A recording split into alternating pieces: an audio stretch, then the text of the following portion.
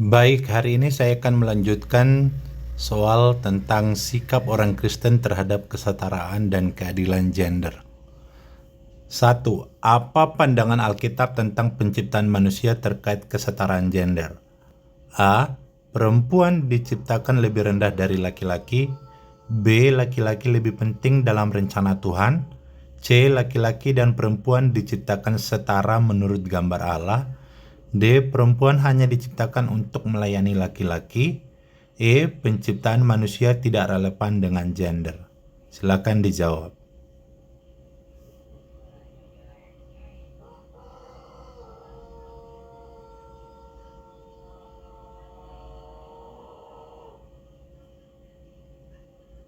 Jawabannya adalah C. Laki-laki dan perempuan diciptakan setara menurut gambar Allah.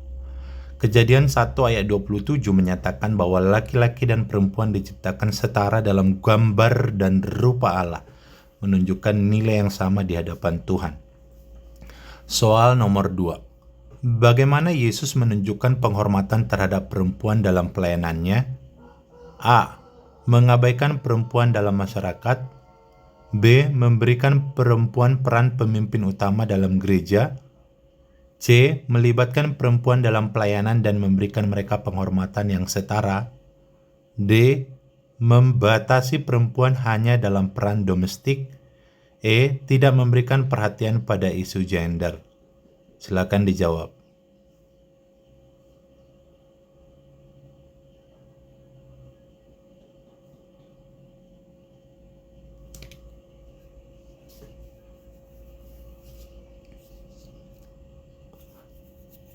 Jawaban yang benar adalah C. Melibatkan perempuan dalam pelayanan dan memberikan mereka penghormatan yang setara.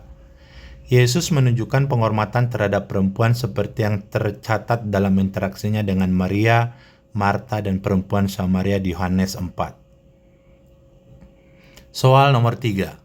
Apa arti kesetaraan gender dalam pandangan iman Kristen? A. Membuat peran laki-laki dan perempuan sama persis. B. Memberikan keadilan tanpa membedakan gender berdasarkan peran dan tanggung jawab Alkitabiah. C. Menghapuskan peran tradisional dalam keluarga. D. Menolak kepemimpinan laki-laki dalam gereja. E. Menjadikan perempuan lebih berkuasa daripada laki-laki. Silakan dijawab.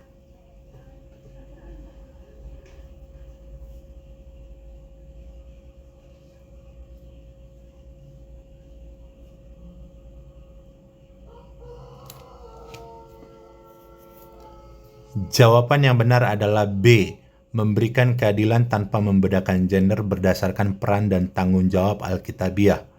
Kesetaraan gender dalam iman Kristen berarti memberikan hak, nilai, dan penghormatan yang sama sambil tetap menghargai perbedaan peran sesuai dengan prinsip-prinsip Alkitab. Soal nomor 4. Apa prinsip keadilan gender dalam Galatia 3 ayat 28? A. Hanya laki-laki yang memiliki akses kepada keselamatan. B. Semua orang sama di hadapan Tuhan tanpa memandang gender, ras, atau status sosial. C. Laki-laki memiliki otoritas lebih tinggi dalam gereja. D. Keselamatan hanya untuk laki-laki dan perempuan Yahudi. E. Perempuan memiliki peran lebih besar dalam hal rohani. Silakan dijawab.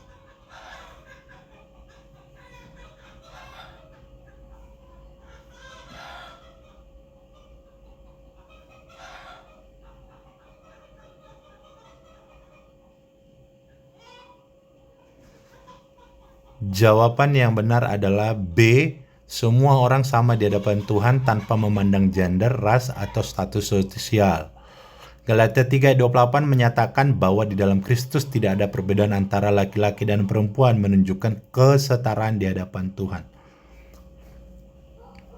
Yang kelima, bagaimana gereja dapat mempromosikan keadilan gender di komunitasnya?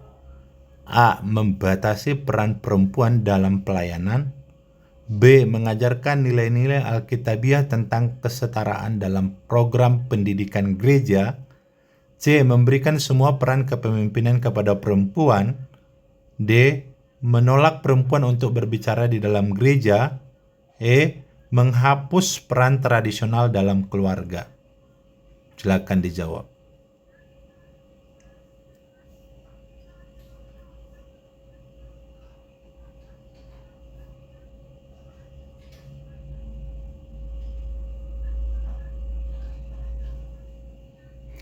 Jawaban yang benar adalah B.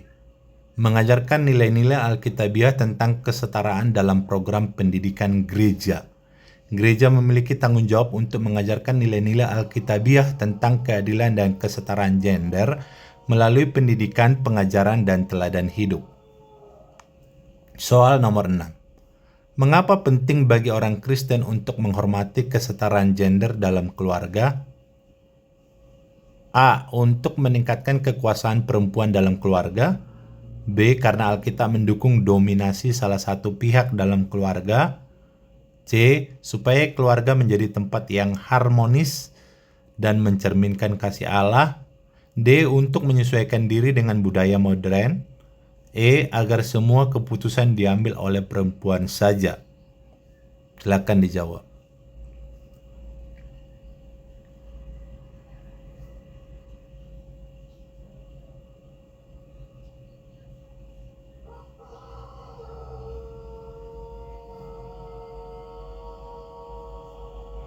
Jawaban yang benar adalah C. Supaya keluarga menjadi tempat yang harmonis dan mencerminkan kasih Allah. Pembahasan Efesus 5 ayat 21-33 menekankan hubungan saling menghormati dan kasih antara suami istri mencerminkan keadilan gender di dalam keluarga Kristen. Yang ketujuh, apa contoh nyata dari ketidakadilan gender yang bertentangan dengan iman Kristen? A. Memberikan penghargaan yang sama kepada laki-laki dan perempuan.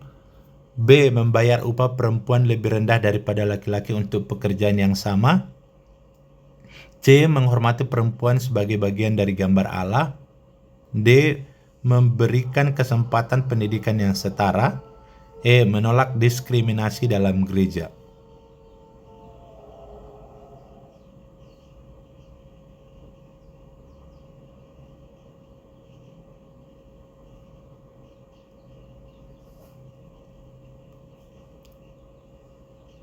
Jawaban yang benar adalah B. Membayar upah perempuan lebih rendah daripada laki-laki untuk pekerjaan yang sama. Ketidakadilan gender seperti membayar upah yang tidak adil bertentangan dengan prinsip Alkitab tentang kasih dan keadilan. Soal nomor 8. Apa yang diajarkan Amsal 31 tentang perempuan yang takut akan Tuhan? A. Perempuan yang takut akan Tuhan hanya melayani di rumah. B. Perempuan yang takut akan Tuhan tidak terlibat dalam kegiatan sosial. C. Perempuan yang takut akan Tuhan adalah pekerja keras, bijaksana, dan dihormati. D. Perempuan yang takut akan Tuhan tidak boleh berbisnis. E. Perempuan yang takut akan Tuhan tidak boleh berbicara di depan umum.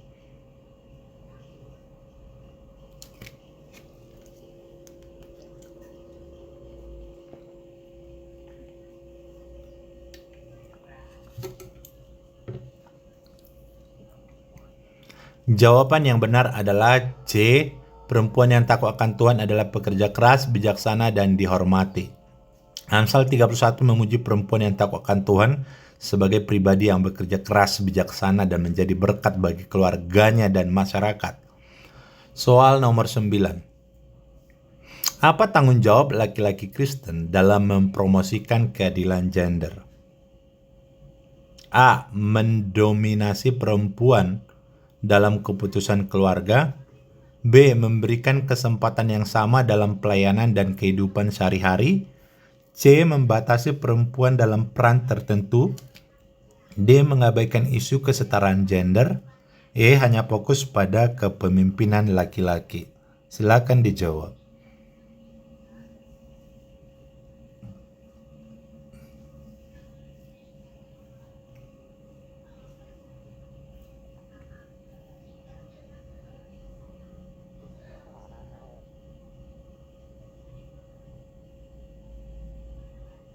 Jawaban yang benar adalah B.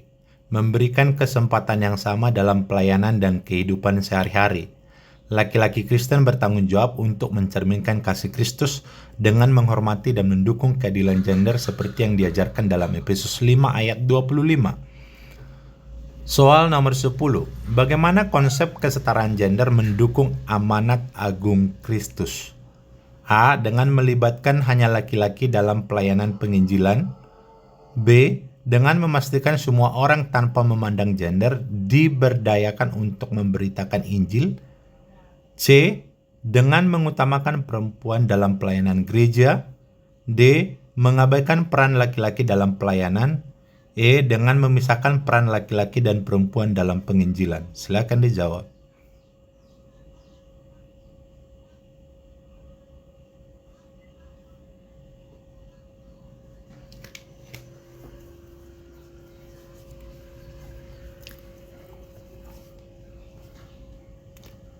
Jawaban yang tepat adalah B. Dengan memastikan semua orang tanpa memandang gender diberdayakan untuk memberitakan Injil. Amanat agung mengajarkan semua murid Kristus, baik laki-laki maupun perempuan, harus diberdayakan untuk mengabarkan Injil. Demikian soal-soal tentang kesetaraan gender. Semoga kalian lulus. Jangan lupa berdoa dan yakinkan dirimu. Dan jangan lupa like, komen, dan subscribe-nya ya. Tuhan memberkati. Shalom.